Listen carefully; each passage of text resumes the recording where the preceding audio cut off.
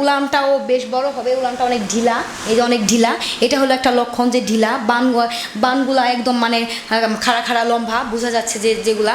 তারপরে বুকের উলানের যে নিচের যে রগগুলা স্পষ্ট এগুলা বোঝা যাচ্ছে, এগুলো হইলে ওর দুধের একটা লক্ষণ, এগুলো বোঝা যায়। আর আসসালামু আলাইকুম দর্শক, আশা করি সবাই ভালো আছেন।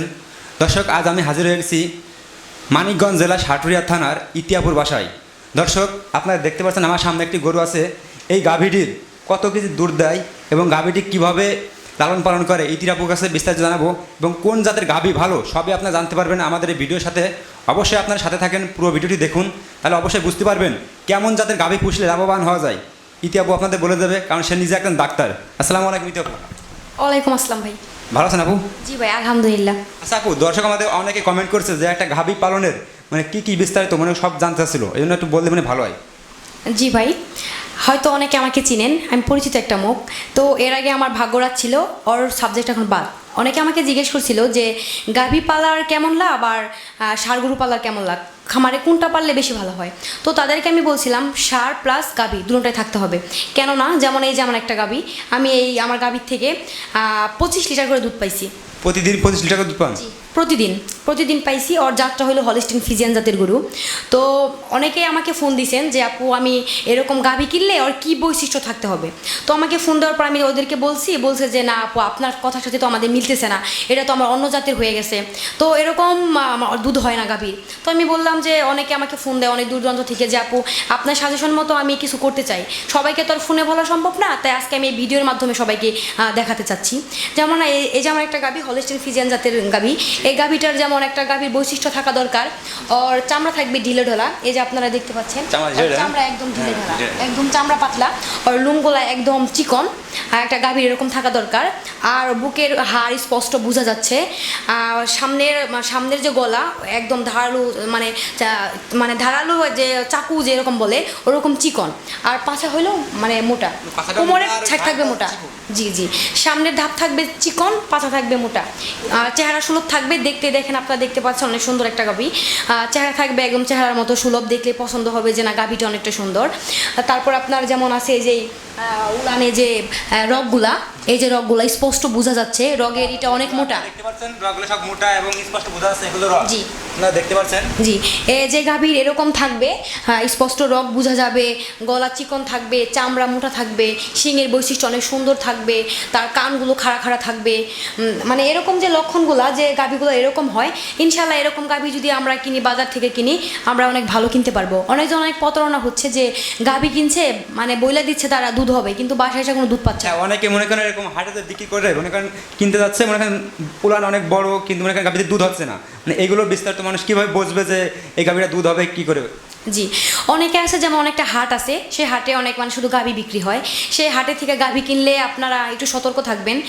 কেননা রাত্রিবেলা অনেক সময় দুধ নামানোর জন্য উপায় আছে, কৌশল আছে। যারা বিক্রি করে, যারা আপনার মানে ওই গাভী গরুর যে ব্যবসা করে যারা, ওনারা রাত্রিবেলা চিনি আছে, আমরা যে সবাই খাই চিনি, মিষ্টি জাতীয় যে চিনিগুলা, ওই চিনিগুলা যদি আমার এই গাভীকেই ধরি, আমার গাভীতেই বুঝাই যে গাভীকে যদি আমি 2 কেজি চিনি খাওয়াই দিই রাতে, আর একটা ইঞ্জেকশন আছে অক্সিন নামের ইঞ্জেকশন, সেটা যদি আমি মাংসে পুশ করে দিই, গাভীটা সারা শরীরে রক্তে পানি হয়ে উলানে নামবে, উলানটা অনেক বড় দেখাবে। বড় দেখার কারণে আমরা ভাবি যে গরুটা অনেক দুধ হবে, বা বাসায় সেটাকে আনন্দের সাথে কিনে নিয়ে আসে অনেক দাম দিয়ে, কিন্তু এটা না। এরকম থেকে বিরত থাকবেন, কেননা এটা হলো একটা ভুল। তাদের লাভের জন্য আমাদের মতো গরিব পরিবারদের কিন্তু ধ্বংস হতে হচ্ছে। তাদের লাভের জন্য তারা ওইগুলা ব্যবহার করছে, কিন্তু আমরা কিন্তু সেই লাভটা পাচ্ছি না। বাসায় আনার পর যে গাভীকে বলে দিবে 10 কেজি দুধ হবে, সেই গাভীর দুধ পাবো আমরা 1 থেকে 1.5 লিটার। এটা কিন্তু ঠিক না। অনেকে প্রতারণা হচ্ছে, আমাকেও ফোন দিয়েছে, আমার গ্রামে ওরকম হইতেছে। তো অনেকে আমাকে ফোন দেয় যে আপু আমি কীভাবে কী করলে আমি আমার খামারে লাভ করতে পারবো বা কী করতে পারবো। এর জন্য আমি আপনাদেরকে বলছি যে আমার যে গাভীটা, ওর যে বৈশিষ্ট্যগুলো আছে, যেদিকে আমি বললাম, আবারও আমি বলে দিচ্ছি, একটা গাভী চেহারা সুলভ থাকবে, কানগুলা খাড়া খাড়া, তার শিং থাকবে সুন্দর দেখতে আকর্ষণীয়, তার গলা থাকবে চিকন ধারালো ছুরির মতো, পাছা থাকবে মোটা, বুকের হাড় স্পষ্ট বোঝা যাবে, আর উলানটাও বেশ বড় হবে, উলানটা অনেক ঢিলা, এই যে অনেক ঢিলা, এটা হলো একটা লক্ষণ যে ঢিলা। বানগুলা একদম মানে খাড়া খাড়া লম্বা বোঝা যাচ্ছে যে যেগুলা। তারপরে বুকের উলানের যে নিচের যে রগগুলা স্পষ্ট এগুলা বোঝা যাচ্ছে, এগুলো হইলে ওর দুধের একটা লক্ষণ, এগুলো বোঝা যায়। আর পাগুলা দেখেন অনেক সুন্দর, চেহারা সুলভ, মানে মূলত ও একটা চেহারা সুলভের একটা গাভী। এরকম গাভী যদি আপনারা কেউ ক্রয় করতে পারেন, আমার কাছে মনে হয় যে আপনার মানে এরকম প্রতারণার মধ্যে পড়তে হবে না ইনশাল্লাহ। আচ্ছা, এই গাভীতে কি অন্য কোনো জাতের মানে এই গাভীর পর অন্য কোনো জাতের গরু মানে গাভী পালন করা যাবে কিনা? না, যাবে না, সেটা ভালো হবে না। এটা শুধু হলিস্টিন ফিজিয়ান জাতের গরু। এটার মধ্যে ওরকম জাত দিলে 100% দিলে যথেষ্ট। 100% লাগে না। আমাদের যে আবহাওয়া দেশের বাহির থেকে যে গরুগুলো, এটা তো মানে ঠান্ডা একটা পরিবেশের মধ্যে যে সিমেন্টগুলো থাকতো, কিন্তু আমাদের দেশে তো অনেকটা তাপমাত্রা টেম্পারেচার বেশি, এর জন্য আমাদের গাভীর বা এই বাচ্চার অনেক মানে সমস্যা হয়। আমরা যদি মানে 80% বা 86% যদি আমরা মানে সিমেন্ট দিই এই গাভীর মধ্যে, ইনশাল্লাহ অনেক ভালো জাত হবে। আর 100 দিলে ওই বাচ্চাটা নিয়ে একটু মানে একটু হেনস্থার মধ্যে পড়তে হয়। হওয়ার পরে টেম্পারেচার অনেক বেশি থাকে, বাচ্চাটার 106 105 থাকে। যেমন আমি আজকে দেখাবো যে আমার এই গাভীটার মধ্যে 100% যে মানে সিমেন্ট দেওয়ার মানে পরবর্তীতে একটা বাচ্চা কি হয়েছিল আমি আপনাদের একটু দেখাবো। এই সাইডে আপনারা একটু আসেন।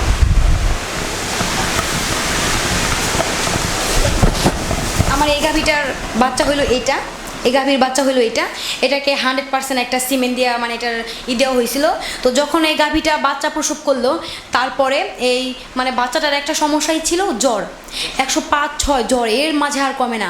তো আমি এর যে চিকিৎসা যা করার দরকার আমি করলাম। বাচ্চাটার অবস্থা ছিল বাঁচবে না, এরকম অবস্থায় হয়ে পড়ছিল।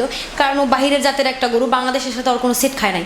এর জন্য ও সবসময় ধুলাধুলি করতো, মানে ধকলের মধ্যে পড়েছিল, সবসময় হাঁপাইতো, মানে নেবড়ি ছাড়তো মুখ দিয়ে, লালা পড়তো। তো মানে সবসময় খাইতো না, সবসময় মায়ের দুধ খাইতো না। ও না খাওয়ার কারণে ওর মায়ের ওলানে চাপাইসা পড়লো, এরকম সমস্যার মধ্যে আমি মৌখিন হয়েছি।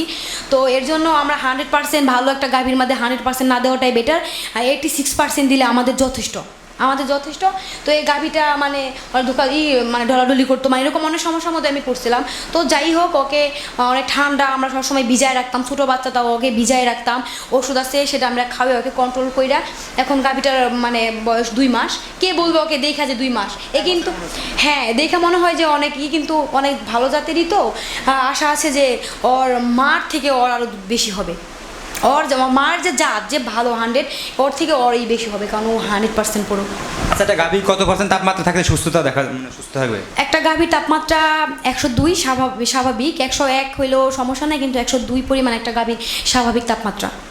আর যে সুস্থতার যে লক্ষণগুলা, এই যে আমার গাভী যেমন নাকে দেখেন ওর মার জেলে বিন্দু বিন্দু ঘাম আছে, আপনার ফলো করে দেখতে পারেন, বিন্দু বিন্দু ঘাম আছে। তারপরে মানে গরমের যে দিনগুলো আমরা আসলে 100% যে গাভীগুলা, এগুলোকে আমি সবসময় ঠান্ডা পরিবেশ দেওয়ার চেষ্টা করব, ভিজায় রাখবো, সবসময় মুছাই দিব। আর স্যালাইন যে স্যালাইনগুলো আছে সেগুলো আমরা প্রতিনিয়ত আমরা ওদেরকে খাওয়াবো। ইনশাল্লাহ আমাদের কোনো এরকম হইলে কোনো সমস্যা হবে না, বা ফ্যান তো আমরা দিব, এই আর কি। জি। আর সুস্থতা একটা লক্ষণ যেহেতু এই যে আমার মানে এই গাভীটার যে বাচ্চাটা, সে বাচ্চাটার বৈশিষ্ট্য আছে যেমন হলো ওর গলা চিকন, হ্যাঁ, পাছাটা মোটা, কিন্তু বোঝা যায় না, ছোটো দেখে ওর বোঝা যাইতেছে না। তারপর ওর চামড়াও অনেক ঢিলা ঢালা, চামড়া এই যে একদম মানে রসুনের যে চুকলা আছে ঠিক ওই রকম, ঠিক আমরা এরকম দেখেই কিনবো, একদম একই রকম, এই যে একই রকম। তো একদম ওর লুমগুলো একদম চিকন। আর ওর নিচে এখন তো বোঝা যাবে না ছোটো যে গাভীগুলো, কিন্তু ওর পিছন থেকে যে সাইডগুলা, যে এখন এই যে উলানের যে সাইডগুলো বোঝা যায় যে না মানে ওর হবে, ইনশাল্লাহ ওর হবে। এখনই ওরে দেখে আমার যে গরু চেনা না আসলে ওকে দেখেই চিনবে। যেমন ওর মা কিন্তু ও তো ছোটো, ওকে না এতটা বোঝা যাচ্ছে না। যেমন আমি আরেকটা কথা, যেমন গাভীর সুস্থতার লক্ষণের কথা বলতে চাচ্ছিলাম। যেমন এই যে আমার একটা গাভী, এই যে যখন ও জাবর কাটতেছে, জাবর কাটা হলো গরুর মেন সুস্থতার লক্ষণ। জাবর কাটতেছে, আমার গাভীটা জাবর কাটতেছে, আর ওর নাকে মার জেলে বিন্দু বিন্দু ঘাম আছে, জাবর কাটতে লেজ কান সব সময় সব ঠিক আছে, নাড়াচাড়া করতেছে, পায়খানা প্রস্রাব ঠিক আছে, মানে এরকম একটা সুস্থতার লক্ষণ হয় গরু আমরা দেখলে এরকম। যদি আমরা দেখবো মার জেলে কোনো ঘাম নাই, নাকের যে বিন্দু বিন্দু যে ঘাম নাই, জাবর কাটতেছে না, মানে মুখ ভার করে শুয়ে রয়েছে বা বসে রয়েছে, তাহলে ভাববো যে গরুটা অসুস্থ বা কিছু না কিছু হয়েছে। তাহলে দর্শক, আপনারা যদি কেউ গাভী হাট বাজার থেকে যেখান থেকে কেনেন, তাহলে অবশ্যই আপনারা এই লক্ষণগুলো দেখে কিনবেন। আপনারা অবশ্যই ভালো করে প্রয়োজনে ইতি আপুর সাথে আমাদের ভিডিওর লিঙ্কের নাম্বার দিয়ে দিব, সেখানে আপনারা তার সাথে যোগাযোগ করে গাভী কিনবেন, তাহলে আপনারা প্রতারণার হাট থেকে বেঁচে থাকবেন। অবশ্যই ভালো থাকবেন। আসসালামু আলাইকুম। আচ্ছা ইতি আপু, মনে করেন এই গরু ছাগল মুরগির এগুলো কোনো প্রবলেম হলে, কোনো সমস্যা হলে, সেক্ষেত্রে এই ভিডিওগুলো কোথায় পাবো আমরা? আমাদের 3টা চ্যানেল আছে, রাজা বাবু, নড়াইল টিভি, রাজা টিভি। তো আপনারা গরু সম্পর্কে রোগ, তারপরে চিকিৎসা, ওষুধ, হাঁস মুরগি, গবাদি পশু, ছাগল, মানে যাবতীয় যা আছে আপনারা এই 3টা চ্যানেলকে ফলো করবেন। ফলো করলে আপনারা এগুলো বিস্তারিত দেখতে পারবেন।